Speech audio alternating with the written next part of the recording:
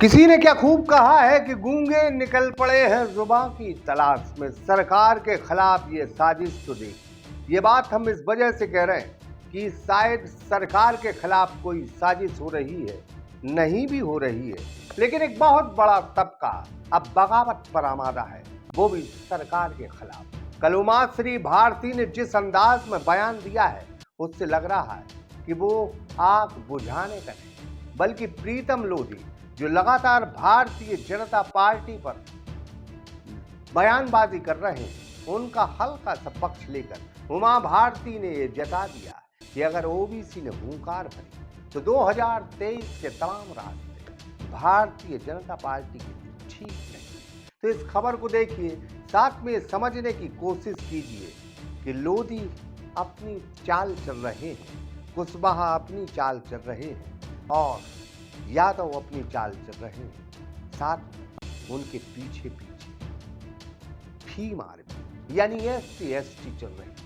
अगर एक हो गए तो शायद इनके मुखार बिंद से जो वचन निकल रहे हैं वो मुफीद नहीं है सरकार के लिए, क्योंकि सरकार इस वक्त मुश्किलों में है। उमा भारती के अगर बयानों को पढ़ा जाए, सोचा जाए, समझा जाए तो हम तो यही कहेंगे कि पुरानी गुस्सा है जो नई ऊर्जा बनकर पार्टी पर टपक टपक प्रहार कर रही है। तो देखिए इस खास रिपोर्ट को सागर एक्सप्रेस न्यूज के साथ।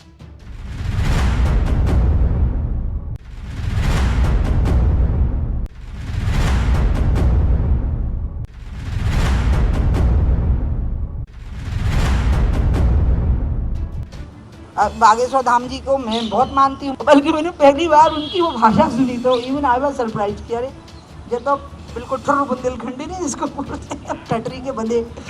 प्रीतम मेरा सहयोगी है, अनन्य ताकतवर सहयोगी, तब उस पर पूरे केस बने हैं क्योंकि बहुत ताकतवर व्यक्ति है वो। ये उसकी गलती थी कि उसने असंयत भाषा का प्रयोग किया। कुछ सालों से मध्य प्रदेश की भारतीय जनता पार्टी की राजनीति में उमा भारती के कद को घटाने के लिए काफी षड्यंत्र हुए, काफी सियासतें हुई, लेकिन वक्त दर वक्त उमा भारती ने भाजपा के गर्दिश वाले वक्त पर सरकार बनाने में महत्वपूर्ण भूमिका निभाई है। लेकिन पार्टी शायद उमा भारती को सिर्फ चुनाव के वक्त याद करती है और उन्हें फायर ब्रांड नेता का दर्जा दे देती है। लेकिन बीते दिनों मध्य प्रदेश की धरती पर जातीय संघर्ष को देखकर कहा जा सकता है कि शायद ऐसे वक्त में उमा भारती भाजपा की मदद कर सकती थी।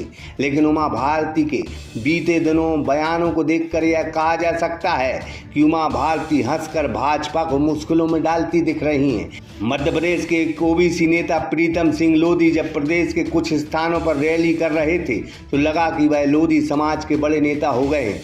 वो लोधी समाज जो भारतीय जनता पार्टी का कोर वोट बैंक रही है, वही लोधी समाज अब भाजपा सरकार से 2-4 हाथ करती दिख रही है। प्रीतम सिंह लोधी के पीछे कौन बड़ा नेता है, इसकी वजह तो सरकार को अभी समझ में नहीं आई है।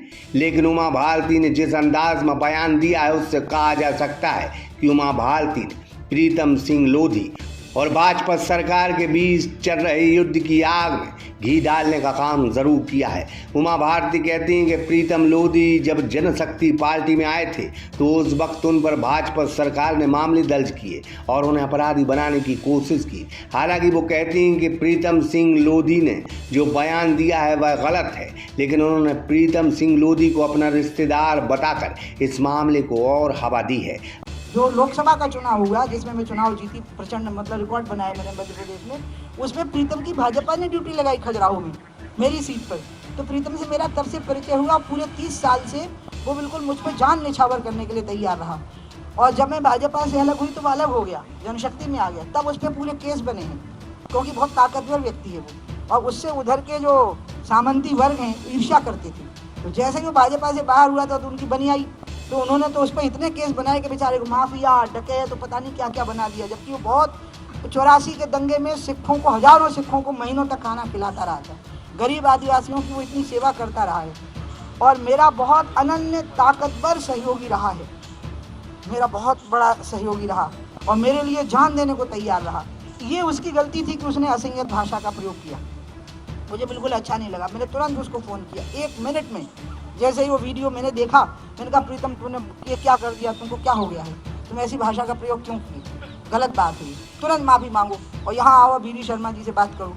वो आया, बीडी शर्मा जी से बात की, माफ़ी मांगी, तो पार्टी ने कार्रवाई की। तो मैंने समझाया कि देखो नूपुर शर्मा पर भी पार्टी ने कार्रवाई की है। राजनीति और सियासत की तारीखें बताती हैं कि जिस दिन मध्य प्रदेश की मुख्यमंत्री पद से उमा भारती का इस्तीफा लिया जा रहा था, उसी वक्त शायद इस साध्वी ने यह तय कर लिया था कि जिस भाजपा को उसने सब कुछ दिया है, आज उसी भाजपा ने उसकी तौहीन की है। हालांकि संवैधानिक संकट के चलते उनसे इस्तीफा लेना पड़ा था, लेकिन अभी भी उमा भारती के दिल में वो आग सुलग रही है। शिवराज आए, मध्य प्रदेश में लोकप्रिय मुख्यमंत्री हो गए। धीरे धीरे मध्य प्रदेश की राजनीति और सियासत के पिटारे में उमा भारती का कद ओबीसी तबके में कल भी बढ़ा था और आज भी बढ़ा है। हालांकि प्रीतम सिंह लोधी बनाम भाजपा सरकार की इस युद्ध में उमा भारती चाहती तो 2 मिनट में इस युद्ध को विराम लगा सकती थी, लेकिन उमा भारती ने ऐसा नहीं किया। अब क्यों नहीं किया, यह सियासत तो राजनीति का सवाल है, लेकिन फिलहाल उमा भारती के अल्फाजों में बगावत की बू आ रही है। उमा भारती वो नेता हैं जो मध्य प्रदेश में आज की तारीख में भी भाजपा सरकार का गणित बिगाड़ सकती हैं। इतनी काबिलियत उनमें कल भी थी और आज भी है। उमा भारती का सिर्फ चुनाव में उपयोग करना शायद भाजपा की यही आदत बन गई है, जिससे उमा भारती खफा हैं। लिहाजा उमा भारती के अल्फाजों से लग रहा है कि आने वाला 2023 का चुनाव में कुछ बदलने वाला ज़रूर है। सागर एक्सप्रेस न्यूज़ की ब्यूरो रिपोर्ट। न्यू अप्सरा ज्वेलर्स 63 सालों से आपकी सेवा में समर्पित। हमारे यहाँ आपको मिलेगी हीरे, सोने, चांदी के आभूषणों की आकर्षक श्रृंखला। तो पता याद रखें, न्यू अप्सरा ज्वेलर्स, परकोटा तिराहा, सागर, मध्य प्रदेश।